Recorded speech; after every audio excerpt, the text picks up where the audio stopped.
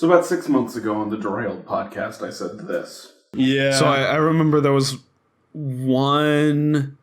I don't even remember what the framing device was, but I just remember the plot was a kid and his friend sneak into an R-rated movie. And then, like, the kid gets scared, and that's the thing. That's the whole episode. And I never saw another episode of that show. I want to say he had a little animated version of himself. Maybe as his conscience. And about a week after that episode came out, I found this at a Goodwill store in the middle of bumfuck nowhere. Which is to say the city of Kilgore, Texas. This is it. This is both the show I was talking about and the exact episode I saw as a kid. So I went home and rewatched it and... woo! There were some movies, terrible movies, movies so awful, no one would touch. Then came a Matthew, sad little Matthew. Matthew decided these movies to watch.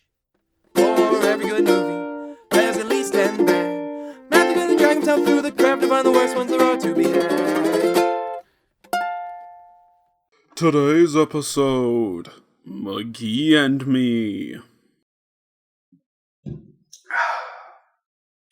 Hello, Internet. I do not hate Christians. I want to make that very clear. Even though I make fun of the content they make for children constantly. If it makes you feel better, I also review a lot of satanic movies. Which somehow probably doesn't help my case. McGee and Me is a Christian program. It kind of goes the VeggieTales route of just teaching good lessons and then explaining how they're Christian related afterwards, just with much worse jokes, messages, stories, etc, etc, etc. Or at least this episode does, because fuck if I'm gonna watch more than one episode. This is the only video I had from the series, and in fact, I don't think it was mine. I'm pretty sure it was something my parents' church would just throw on for the little kids. So if this one episode was good enough for 5-year-old Matt, it's good enough for 24-year-old Matt. The show was created by Ken Johnson and Bill Myers. Myers wouldn't move on to much else, but Johnson would make the Adventures in Odyssey series, which I seem to vaguely remember, and Secret of the Hunchback, which, if you haven't seen it, boy, the titular secret is a doozy. Anyway, Johnson would also voice McGee, a little animated character, while the me refers to Nick, a kid played by Joseph Damon, who seems to not have done much else. Although he did play Book Boy in the greatest anime ever made, Married with Children. Look at this damn image they've got for the IMDb. It's from one of the VHS covers and it looks bad there, but it's so much worse isolated like this. The Not So Great Escape, super clever name by the way, would be the third of 12 episodes. The pilot, The Big Lie, aired on ABC in 1989, with the religious angles cut out to make space for commercials. The show wasn't picked up though, so everything else went straight to video. And into our church's video collection, this is McGee and Me. And it's the 80s, so how else are we gonna prove this kid is a creative inventor than by showing a huge, complicated Rube Goldberg he's gonna have to reset every day? Seems like a smart kid would invent something more practical. All he's doing is sharpening a pencil. I'm smarter than this kid. And this drawing here is McGee. I guess he's like Nick's imaginary friend? Or maybe his conscience? He does seem to be the angel on Nick's shoulder most of the time. Why is he alive, you ask? Why are any of us alive? This episode starts with Nick reading from that holy book, The Way. The fuck? Is this show actually for Taoists? Okay, The Way, or The Living Bible, is a paraphrase of the Bible instead of a direct translation? Well, I don't see why anyone would have a problem with that. Let's move on. So this kid reads a passage about not conforming to the pleasures of this world, while we see an animation of McGee being tempted. which as a devout hedonist offends me greatly. Actually, it offends me because it's stupid. McGee has the choice between some really dull desert or a carnival. Which, there's nothing sinful about going to a carnival. It's not like there are a bunch of naked girls and stuff. It does imply getting distracted by TV and video games or whatever kids are into now, so fair enough. Too much of a good thing can be a bad thing. But who's ever been obsessed with carnivals? And then he gets out there and somehow instead of a fair, it's the Tower of Babel? The Tower of Babel wasn't even about worldly pleasure, it was about challenging God's authority. And we'll do it again, old man, and this time we're bringing Google Translate. And then he gets thrown out on the other side. I feel like this metaphor is muddled, and it barely relates to the plot of the episode. And the episode is so much weirder. For whoever keeps doing the will of God will live forever. Okay, ignoring the fact that this cartoon implies wandering into the desert is the will of God, will live forever, I don't think you can promise that. I assume he means live forever in heaven? But this is a show for kids. Maybe you should clarify just a little bit. The episode proper begins with Nick and his "this counts as diversity, right?" friend Lewis, playing some sort of laser space mission. Whoa! Set phasers on massacre! Set phasers to massacre? This episode's about a kid running out to an R-rated movie, but I think there's already a bad influence in their life. And McGee is the bad guy. Cheater! What? I love the other kid being totally confused by Nick's delusions. Mom says it's getting dark, so Nick and Lewis go up to his room with the newspaper? Oh, Nick's family probably gets the good paper. Lewis is just checking out today's Far Side before he goes home. I know it's a plot device to set up a movie that's playing, but they could just as easily have seen a commercial on TV. Hey, check it out! Night of the Blood Freaks, Part 4! Ah, the sequel to the MST3K classic, Night of the Blood Beast. Yeah, he said freak, not beast, but these old B-movies change titles all the time. Also, those old B-movies were, generally speaking, pretty tame. Although, these kids make it seem like this is a new movie? Any movie called Night of the Blood Freaks in the early 90s was a joke movie, like Killer Tomatoes or Killer Clowns. It seems to be somewhat based on the Night of the Living Dead series, but at the time, it would have been more topical to reference, slasher movies. Zombie movies were kind of out by the 90s. First, there was Dawn of the Blood Freaks, then Day of the Blood Freaks, then Twilight.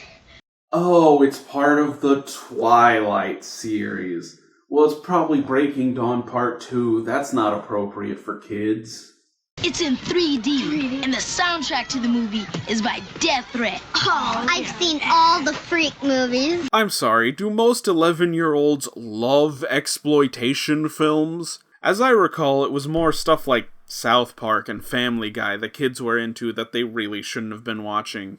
In this scene, they deliberately avoid saying the film is rated R because it's copyrighted. What's it rated? Hello?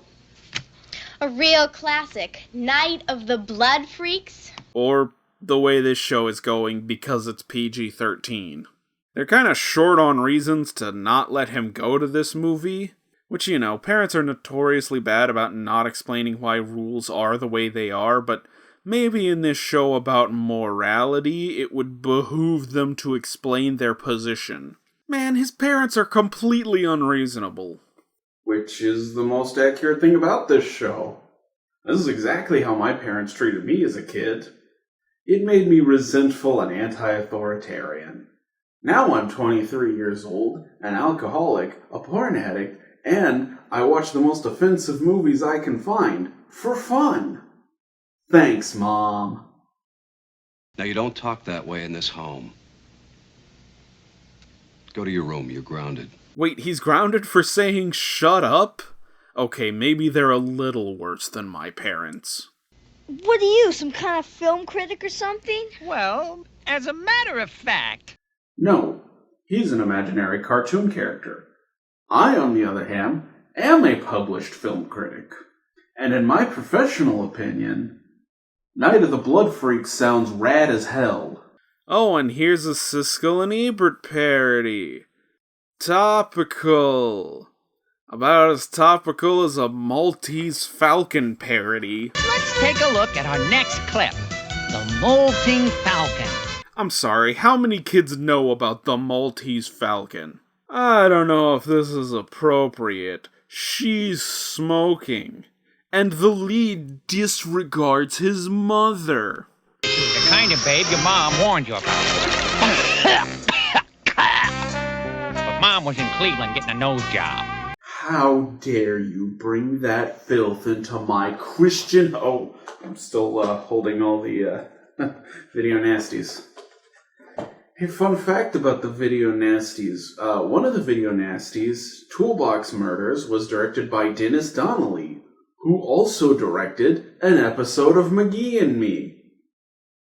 So that's a fun little connection. So she's looking for her falcon, and he just happens to have it dead behind his desk. And that's the end.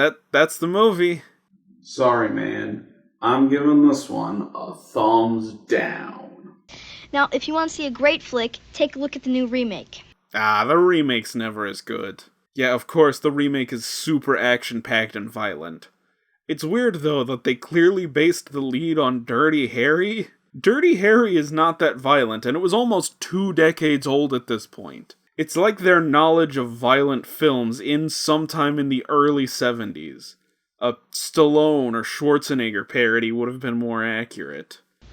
You call that fun?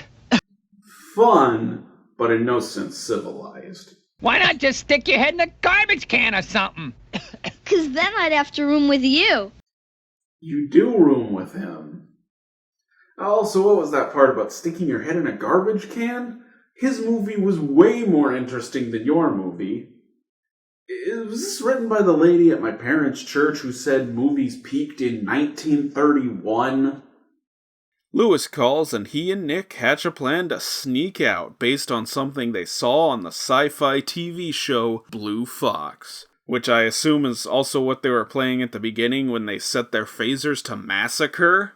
I'm telling you, that show was the real bad influence. Also, how does what happened in a sci-fi show help you sneak out of your parents' house? Because it looks like what they actually watched was Ferris Bueller's Day Off. And let's commence execution. Execution? The plan, stupid! The plan! Oh, right. The plan to execute my family. And this scene was guest directed by Quentin Tarantino. I'll give you $1.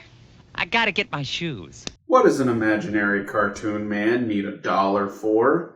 How does he know exactly where she is? He can't see her. His dog won't quit barking at him, which makes him a pretty shitty dog.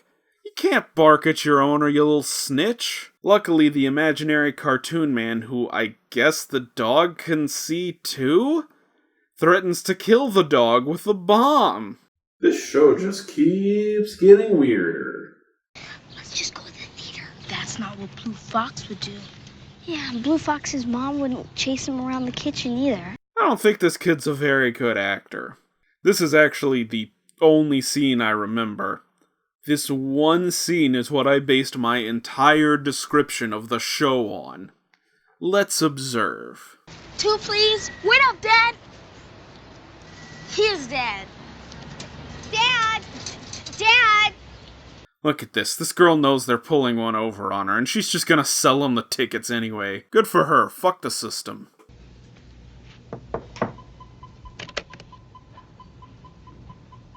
Who is it? It's Mom. I'm drawing right now. Could you come back later? Okay. My parents would just walk into my room. And something like, I'm drawing, definitely wouldn't deter them from walking in. Although I say that, usually when my parents knock on my door, it's for a reason. Like they have something to tell me or something they need me to do. they wouldn't just walk away. They'd, talk to me.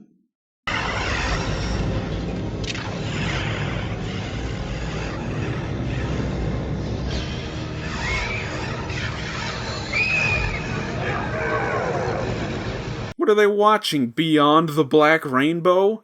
Just colors and noises and no dialogue? Oh, and Mom figures out his setup real fast. Hey kid, if you sneak out, maybe don't leave the newspaper with a picture of the movie you're going to see right there on your bed. Why is this even here? Are you worried the audience forgot what Nick went to do? It's the plot of the episode! The things I'd do for money. What, like writing this garbage? Ayo! Nick seems to get disgusted by the movie, which, yeah, some people get upset by gore, but it only gets weirder from here. To start, this song starts playing. They all said it was great. They all said you'd be cool. Is this all that you thought it would be? 'Cause now you see who's the fool.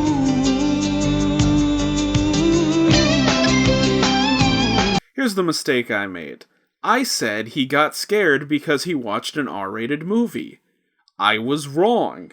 I guess I confused it with that episode of VeggieTales? Or maybe I just assumed that would be the logical outcome of this story. But I gave this show way too much credit. Nick just seems sad that he watched the film. That's how this message wraps up. See, a logical argument would be that this scares or traumatizes Nick in some way, because that's how a kid would probably react to an R-rated movie. But it really doesn't seem to scare him, he just doesn't like it. Much less factually, but still somewhat logical, would be he watches the movie and then starts acting bad based on what he saw in the movie, like swearing or committing the crimes from the movie. But neither of those things happen. There's absolutely no explanation for why you shouldn't watch violent movies. Which is maybe why the message clearly didn't stick with me. Like, yeah, he doesn't like the movie. I don't like Hostel. That doesn't mean every gory movie is evil. This is more an argument against bad movies than violent ones. Do you realize what you've done? Watched a movie you didn't want him to watch? There's some angle about, like, you can't unsee those things, and now your thoughts are perverted or something. There's clearly no negative repercussions, at least not internally. Plus, you can't unsee real life. What if I see someone get shot or walk in on my parents having sex? This is the worst argument I've ever heard against inappropriate movies, due in no small part to the fact that half of this stuff applies to Gaither's Pond. In your mind that you can never erase. The episode ends with him ragging on that movie again. I could have to sit through that stupid movie again. And I know that movie doesn't exist, yet I guarantee it's better than this show. And then Nick grew up to be a dissociative bisexual adult with very low self-esteem. Maybe I'm just projecting. God, this shit sucks. I didn't watch any of the other episodes, but this one absolutely failed at delivering its message. The acting is terrible, the jokes are youth pastor level at best, the story seems unfocused. Realistically, this episode should have been about sneaking out of the house and disobeying your parents. That would be a much more appropriate story to tell with this setup. The animation's not bad, though, although it's clear they were on a budget and couldn't use it that much. If only the writing were better. God, now I'm just really sad that I watched this show.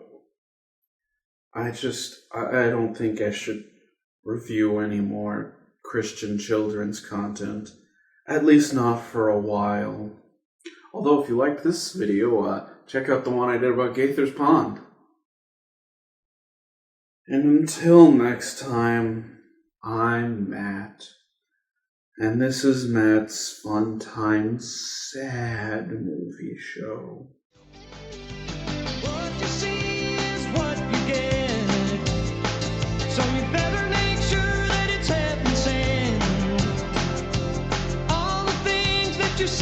here, they will come back to you.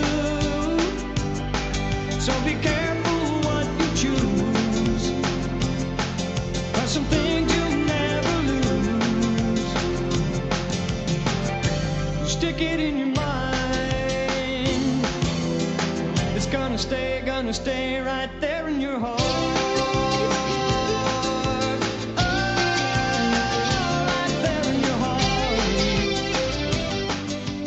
First, there was Dawn of the Blood Freaks, then Day of the Blood Freaks, then Twilight.